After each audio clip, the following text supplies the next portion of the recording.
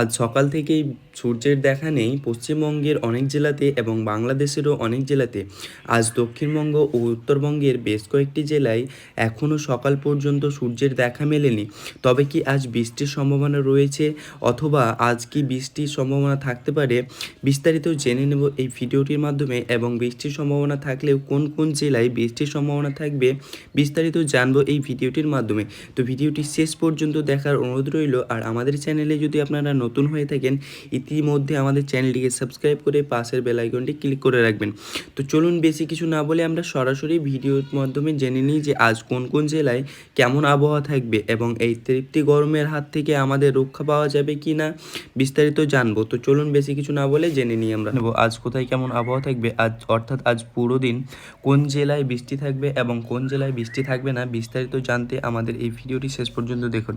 তো সরাসরি আমরা উপগ্রহ চিত্রের মানচিত্রের মাধ্যমে চলে এসেছি। তো এখান থেকে ইতিমধ্যে এখন সকালকার আবহাওয়াটি আপনারা দেখতে পাচ্ছেন, কোথাও বৃষ্টির পূর্বাভাস নেই। এখন বর্তমানে সকালটার আবহাওয়া এটা। তো আমরা সরাসরি পুরো রাতের অর্থাৎ রাতের আবহাওয়াটিও দেখে নেব এবং পুরো দিনের আবহাওয়াটিও আমরা দেখে নেব। তো ইতিমধ্যে শুধু জামশেদপুর আর রাঁচি এবং ধানবাদ এই 3 জেলায় বৃষ্টির সম্ভাবনা রয়েছে, হালকা থেকে অতি হালকা এখন বর্তমানে। আর বাকি কলকাতা, আমাদের কলকাতা, খড়গপুর, মেহেরপুর, বাংলাদেশের রাজশাহী এবং আমাদের যে ওপরের জেলাগুলি রয়েছে শিলিগুড়ি, আলিপুরদুয়ার, পুরুলিয়া, এগুলিতে বৃষ্টির সম্ভাবনা নেই এখন বর্তমানে। শুধু এই 3 জেলাতে বৃষ্টির সম্ভাবনা হালকা থেকে অতি হালকা রয়েছে। এবং তারই সঙ্গে যদি বৈকালের দিকের আমরা আবহাওয়াটি দেখে নিই, অর্থাৎ বৈকালের দিকে এই যে জামশেদপুর, রাঁচি এবং ধানবাদ এই 3 জেলার বৃষ্টির যেই পূর্বাভাসটি রয়েছে এটি ভারী থেকে ভারী রূপ ধারণ করার সম্ভাবনা রয়েছে।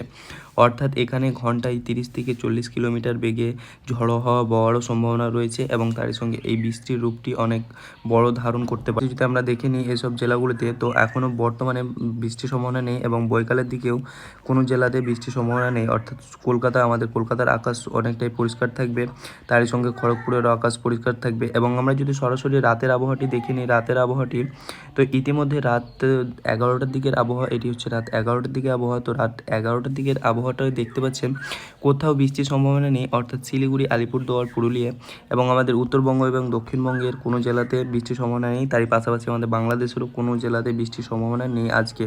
অর্থাৎ রাতের দিকে আকাশ পরিষ্কার থাকবে এবং কোথাও বৃষ্টির সম্ভাবনা থাকবে না। তো এই ছিল আজকের ভিডিও, যা আপনাদেরকে আমি জানিয়ে দিলাম রাত এবং বৈকালের দিকে। আমি আবারও বলে দিচ্ছি শুধু 3 জেলাতে বৃষ্টির সম্ভাবনা রয়েছে। তো দেখা হচ্ছে অন্য কোনো এক ভিডিওতে, ততক্ষণকার জন্য ভালো থাকুন।